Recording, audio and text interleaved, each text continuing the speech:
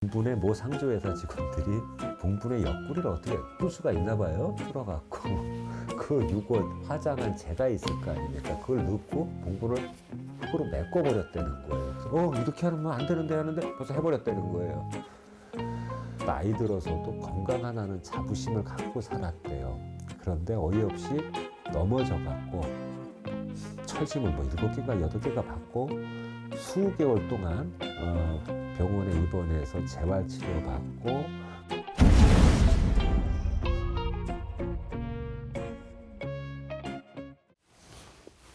안녕하세요.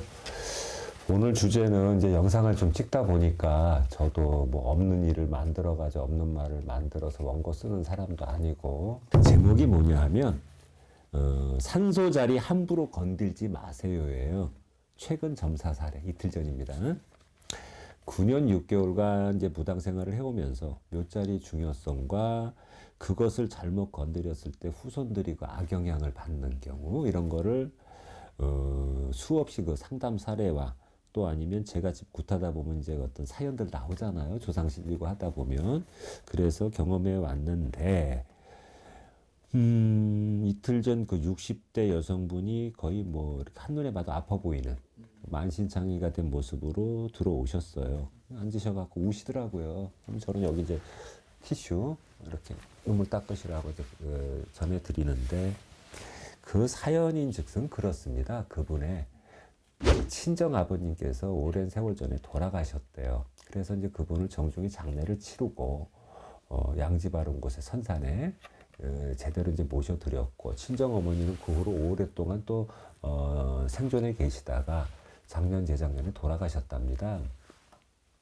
근데 이제 문제는 뭐냐 하면 돌아가실 때 나는 좀 깨끗하게 화장을 해달라고 하시더래요. 그러니까 선산이니까 이렇게 모셔놨으면 자리가 또 옆에 있었을 거 아니에요.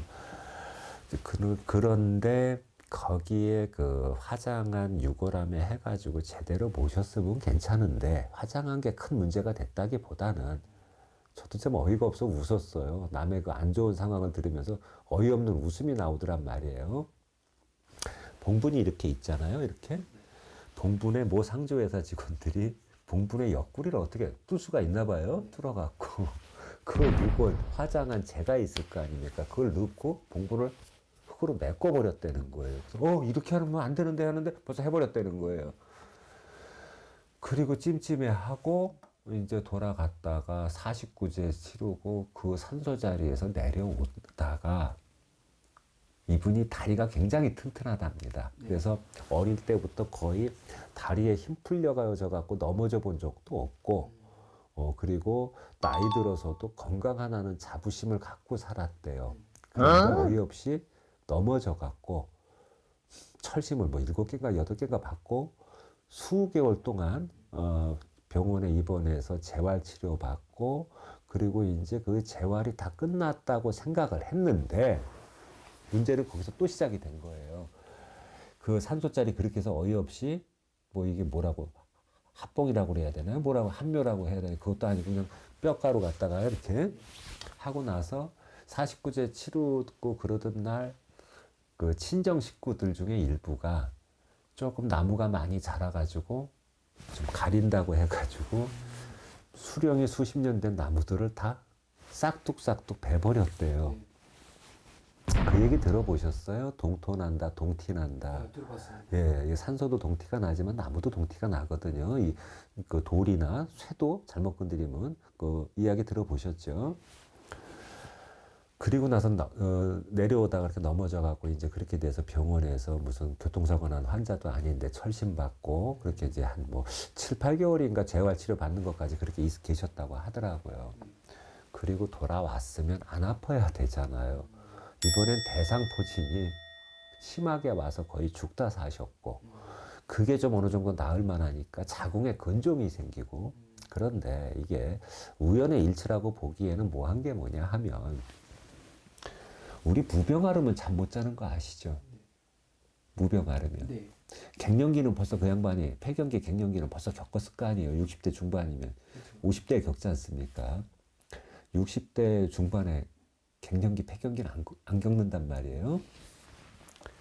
원인 모를 불면에 시달려 갖고 수면제 없이는 못 주무시고 하루에 뭐 한두 시간 깜빡 잠이 들었다가 깨면 잠을 못 자고 그러니까 눈은 항상 충혈돼 있고 들어서시는데 이분 아프시네. 뭐 신적으로 느끼기 전에도 일반인이 봐도 굉장히 뭔가가 막 이렇게 멘붕 온 상태처럼 그렇게 느꼈다고 했잖아요. 그렇게 이분이 이제 그 겪다가 천주교 신자세요. 모태 신앙이고 그런데 주변에 천주교 성당에서 만나는 교우라고 그러죠. 천주교에서는 교우님 그러대요.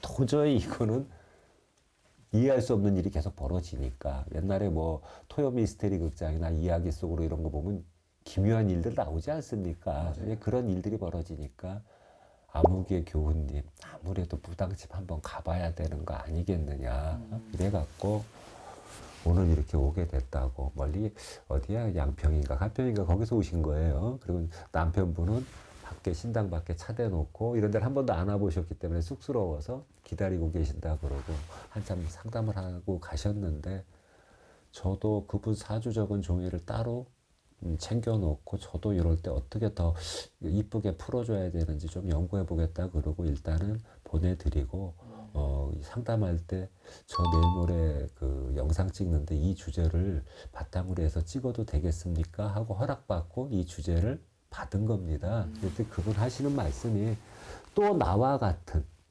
그 사례가 발생하면 안 되니까 상조회사 직원의 어떤 무책임한 행동으로 인해 너무 기가 막히다는 거예요. 자기가 고통받는 게.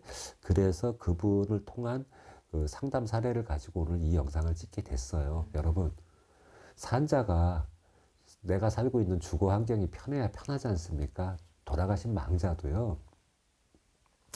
우리 묘자리 어떤 선산의 묘자리가 잘 되면 그분이 뭐 대권에 나와도 되고, 대통령이 되고 그런 얘기 들어보셨죠? 후손이 재벌이 되고. 그래서 배산임순이 좌총령 우백권이 따지지 않습니까? 그렇죠? 거창한 어떤 아주 굉장히 명당자리는 못 모셔드린다 하더라도 산소자리 이장 같은 거 함부로 하지 마시고 그리고 이런 그 장례 치러 가지고 이렇게 하는 경우에 이런 식으로 우격다짐식, 주먹구구식 이런 행동은 안 하셨으면 해요.